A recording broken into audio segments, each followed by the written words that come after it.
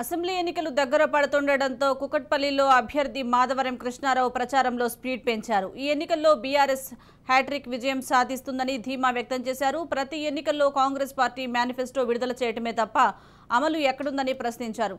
అన్ని వర్గాల ప్రజలు తమ వైపే ఉన్నారన్నారు. ఘన విజయం సాధించి ప్రజలకు ఇచ్చిన ప్రతి హామీ నెరవేరుస్తారని అంటున్న బీఆర్ఎస్ కుకట్పల్లి అభ్యర్థి మాధవరం కృష్ణారావుతో మా ప్రతినిధి కౌండిన్య ఫేస్ టు ఫేస్.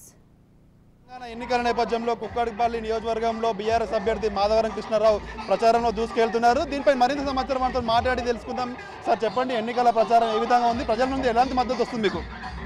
బ్రహ్మాండంగా చూస్తారుగా. మార్నింగ్ 8 o'clock నుంచి బ్రహ్మాండమైనటువంటి ఆరాధనతోని పూలదండలు వేసుకుంటూ ఆరాధిస్తూ ఉన్నారంటేనే ప్రజలకు ఉన్నటువంటి విశ్వాసం టీఆర్ఎస్ పార్టీ బీఆర్ఎస్ పార్టీ మీద అందుకే ఇంత బ్రహ్మాండంగా అభివృద్ధి చేశాను కాబట్టి నన్ను అందరూ ఆశీర్వదిస్తూ ఉన్నారు. మరి ముఖ్యంగా చూసుకుంటే దాదాపు 30 సంవత్సరాల నుండి కూడా మీరు ప్రజల మధ్యనే ఉన్నారు. 2 సార్లు ఎమ్మెల్యేగా గెలుపొందడం జరిగింది. చిన్న కార్యకర్త స్థాయి నుండి ఇంతవరకు కూడా ఎదగడం జరిగింది.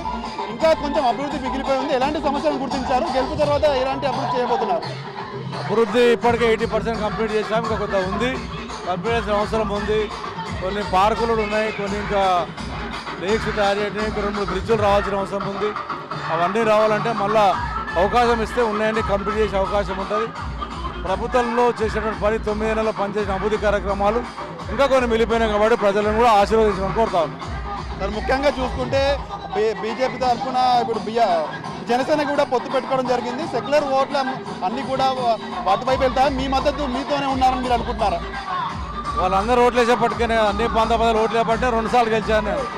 సీమాంధ్రులు వేశారు, ఇతర రాష్ట్రాలు వేశారు, తెలంగాణలో అందరూ వేశారు కాబట్టి నన్ను 2 సార్లు గెలుచుకున్నారు. మరి ముఖ్యంగా చూసుకుంటే నిన్న కాంగ్రెస్ పార్టీ మేనిఫెస్టో కూడా విడుదల చేయడం జరిగింది. దాన్ని మీరు ఎలా చూస్తున్నారు? ఆ దొంగల మేనిఫెస్టో అది కర్ణాటకలో ఏమానండి మేనిఫెస్టోలో, రాజస్థాన్లో ఏమానండి ఇదే రకంగా. అది నమ్ముతారు తప్ప ఎవరు కూడా నమ్మరు వాళ్ళు. మరి ముఖ్యంగా చూసుకుంటే బీఆర్ఎస్ ఈసారి ఎంత మెజార్టీతో గెలుస్తుందని మీరు అనుకుంటారు? గతంలో కంటే మీకు ఈసారి ఎంత మెజార్టీ రాబోతుందని మీరు అనుకుంటున్నారు?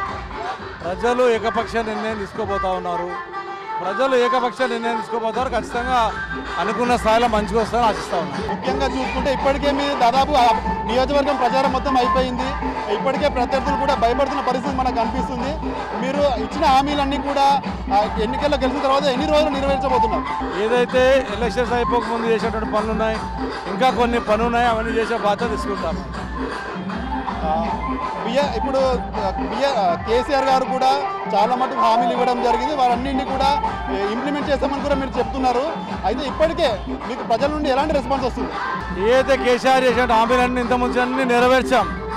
మళ్ళీ కొత్త హామీలు ఇస్తున్నాం. కంపల్సరిగా ఏదైతే పాత హామీలు నెరవేర్చామో కొత్త హామీలు ఇస్తే కంపల్సరీ నెరవేరుస్తాం. మరోసారి కూడా కుకట్పల్లి నియోజకవర్గం నుండి గెలుపొందుతానని మాధవనేని కృష్ణారావు కూడా ఆశాభావం వ్యక్తం చేసిన కనిపిస్తుంది. ఇప్పటికే ప్రజలకు ఇచ్చిన హామీలన్నీ కూడా 80% పూర్తి చేశామని, రానున్న రోజులు కూడా మొత్తం కూడా పూర్తి చేసి వారి ఆశయాల మేరకు పనిచేశామని కూడా తెలుపుతున్న పరిస్థితి మనకు కనిపిస్తుంది. కెమెరామెన్ శ్రావంతో కౌండిన్య.